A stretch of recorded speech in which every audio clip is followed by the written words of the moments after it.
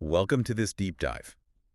Today we're zeroing in on something we all deal with, the art of politely interrupting. Hmm. You've shared some really interesting material looking at, how to step into those conversations that just seem to go on forever or maybe when one person's dominating. Yeah, exactly. Those conversations. So our mission today is really to unpack some strategies so you can jump in smoothly and crucially without being rude. Absolutely. And the sources you send over, they go way beyond just like saying, excuse me. Right. They offer a more structured way to think about interrupting.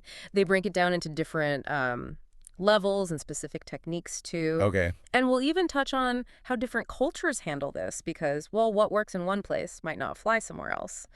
So yeah, get ready for some hopefully practical insights you can actually use. Okay, let's dive right in then. The material lays out this interruption spectrum. It starts with level 1, the engagement fake out. It's described as soft. Just soft approach, yeah. Think of it as a gentle nudge, maybe. It uses phrases that sound like you're totally hooked, but secretly, they're designed to, end the monologue. Right. Like a Trojan horse phrase. Exactly. Like saying, wow, that's so interesting, and then, boom, pivoting to anyway. Ah. Yeah, the source notes that anyway basically means, okay, need this to stop now. Totally. Or another one. Totally get that. Followed quickly by actually, which apparently translates to I don't get this at all. It's kind of funny when you break it down. It is. So what's the thinking here? Why use these softer, lightly deceptive Yeah. tactics? Do they work? Well, I think what's interesting is that they're trying to be polite and assertive at the same time, right? Yeah. It's tricky. Mm. The engagement fake out almost uses the other person's own conversational energy, their momentum, Okay. against them in a way. By quickly saying, wow, interesting, you create this tiny moment of connection, right? Yeah. Before you subtly change direction with the anyway, or the actually, it's like a little conversational judo move. Judo move. I like that. A pivot. Exactly, a pivot. But, the risk is if the other person is really, really into their story and not reading subtle cues, It just sails right past them. it could just sail right past. Yeah. They might not even notice the pivot. Okay, that makes sense. So from that gentle nudge, we level up to level 2, the strategic redirect. Hmm.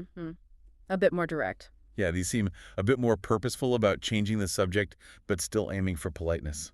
Phrases like, that actually reminds me. Right, even if it doesn't really remind you of anything relevant. Mm-hmm. Exactly what the source hinted at. Your memory is conveniently selective right then. Precisely. Or, before I forget, that's presented as a way to jump in with something else you want to talk about. Yeah, that one feels quite common. So what's the psychology here with these more strategic, but still kind of subtle shifts? Well, if you think about how conversations flow, or how we want them to flow, these redirects try to create a logical link, or at least a plausible one. Okay, plausible. That actually reminds me, implies there's a connection, even if it's a bit, thin. A stretch. A bit of a stretch, yeah. It just makes the subject change feel a bit more organic, less abrupt. Right. And before I forget, taps into that feeling of urgency, like, oh, this is important, I need to say it now. It kind of justifies the interruption. Ah, okay, so it gives you a reason, almost an excuse to jump in. Exactly. Both are about guiding the conversation gently, without just slamming on the brakes. Makes sense, like a conversational GPS, just rerouting things smoothly. Okay, now we hit level 3, the emergency escape. The big guns. Yeah, these are the more direct ones you pull out when, you really need to break through. Think of the classic, I hate to cut you off, but Uh-huh. Which the source hilariously suggests really means, I have been waiting for this moment. I love cutting you off. yes. Or quick question, which sounds innocent, like a brief inquiry. But it's not really about the question, is it? Nope, it's a tactic to just change the topic completely, derail the train.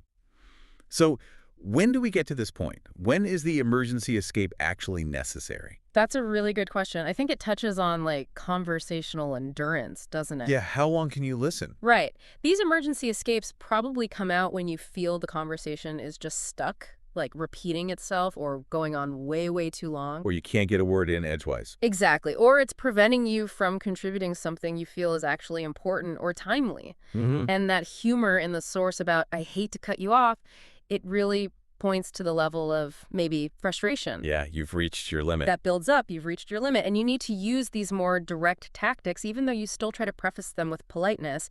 It's about prioritizing moving things forward. Okay, so we've got the levels. Fake out, redirect, escape. Now, the source also gives us some specific pro techniques for taking the floor. Ah, yes, the ninja moves. Huh, pretty much. First one is the echo and pivot. This is where you, like, briefly agree, totally agree, and then instantly shift. Which reminds me. A quick one, too. Yeah, the source says the hidden meaning is just, okay, my turn now. Why does this echo and pivot work so well? Well, it's quite clever, isn't it? It offers that little bit of validation first. The echo part. Yeah, the echo. Saying totally agree makes the other person feel hurt just for a second. Yep. And that can make them maybe a bit less resistant to being interrupted. Then the immediate pivot, which reminds me, uses that tiny connection as a launch pad for your topic. Acknowledge, then redirect. Spot on. Acknowledge, then redirect. It's smooth when done well. Okay, technique number 2, the question distraction. Uh-huh. This is throwing in a question that sounds relevant. Wait, how does that connect to X? But the source says the real subtext is, derail this immediately. Uh-huh. A bit sneaky, that one. It does seem a bit sneaky. What are the pros and cons here? Seems risky. Well, the pro is obvious. A good question can interrupt a monologue. It forces the speaker to pause, think, and address your point. Buys you time. Buys you time, shifts the focus, maybe opens up a totally new avenue. But yeah, the risk. What's the risk? If the question feels forced, or like it came out of left field, or like you weren't really listening, Yeah, that could backfire. it could definitely backfire. It might just come across as rude or disruptive, and you might damage the flow or even the rapport you have with the person. Okay. Use with caution. Yeah. Then there's the physical tell. This is nonverbal stuff. Body language. Yeah, leaning forward slightly, maybe raising a finger, signaling you want to talk, even if you haven't quite formed the perfect sentence yet. Right. It's about staking a claim. Claiming conversational space visually. Interesting that just a physical cue can sometimes be enough. Oh, absolutely. It's a nonverbal way of saying, hey, I've got something, or I'm next. Right. That lean, the raised finger, they're visual cues that you're engaged and just waiting for a slight pause, a little opening. Especially useful in groups, I imagine. Definitely. In a group chat, those verbal openings can disappear fast. A physical signal reserves your spot, kind of. Makes sense. And then there's a pro tip that sounds pretty potent, combining just one quick thing with an immediate, sharp change of topic. Oh, yes. The finisher move. Huh. The source says the original speaker might never recover. Why is that combo so powerful? I think the power lies in the expectation you set up. With the quick thing part. Exactly. Right. Just one quick thing. Implies something brief, minor, almost insignificant. It suggests you won't really derail them. Lowering their guard. Precisely. You lower their guard, but then bam, you follow it with a completely different topic. You exploit that opening. And they're left hanging. Yeah. The abrupt shift can leave them without an easy way back to their original point. It effectively hands you control of the conversation's direction. Very assertive, if maybe a little ruthless. It really is almost like a conversational ninja move. Okay, shifting gears slightly, the source touches on cultural interruption styles, which is fascinating. Oh yeah, this is super important. Apparently Americans might just say, jumping in here. Pretty direct. It's relatively direct, yeah. Clear signal. The British might use, if I may, which, as the source jokes, often just means, I'm going to anyway. Yes, that understated but firm intention. And Australians apparently have, yeah, nah, Yeah. as a way to signal someone should wrap it up. Yeah, it's classic. A sort of gentle disagreement or pivot marker. It just shows how differently politeness and directness are read across cultures, doesn't it? Absolutely. What's perfectly normal and polite interjecting in one culture could be seen as incredibly rude in another. That American jumping in is straightforward. The British, if I may, uses that conditional politeness, but the intent is clear. The Aussie, yeah, nah, is more nuanced again. So you really need to be aware. You really do, especially now, with global teams and interconnectedness. Cultural awareness around interrupting is key. We even got some listener stories in the material. One person shared using "That's wild" to cut off their boss's endless fishing story. And the boss thanked them for being such a good listener. See? That's amazing. It just shows how much tone and context matter, right? Totally subjective. That's wild. Probably sounded super engaged, empathetic. Even though it was technically an interruption, the perception is everything. Perception. Right. Then another listener shared a slightly more unusual method. Oh.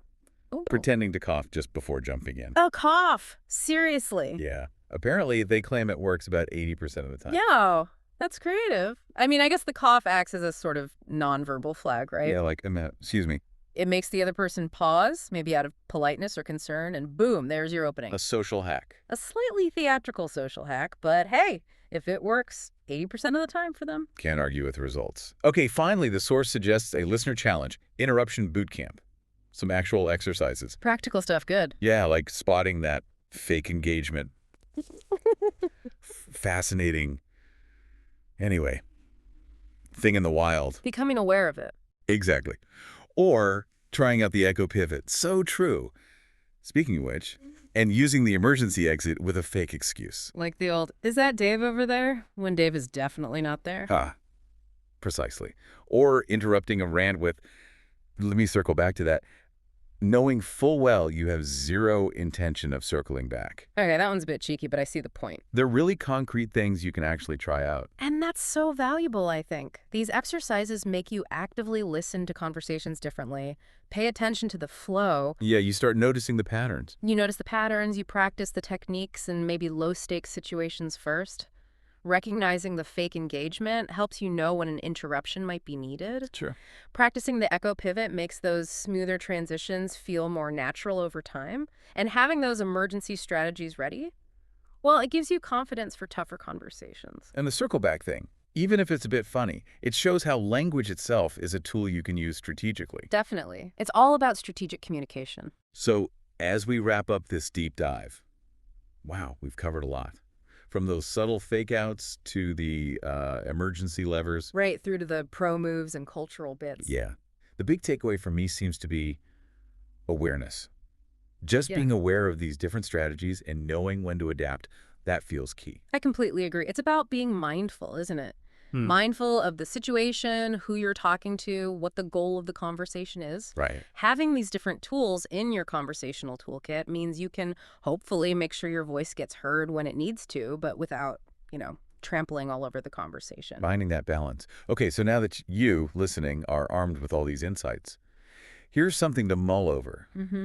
How might understanding these interruption tactics, recognizing them, maybe using them not just help you speak up, but actually make you a more aware listener, maybe even a more considerate one? Ooh, that's interesting, flipping it around. Yeah. Think about how often you might already be using some of these or having them used on you without even labeling them this way. Definitely some food for thought there.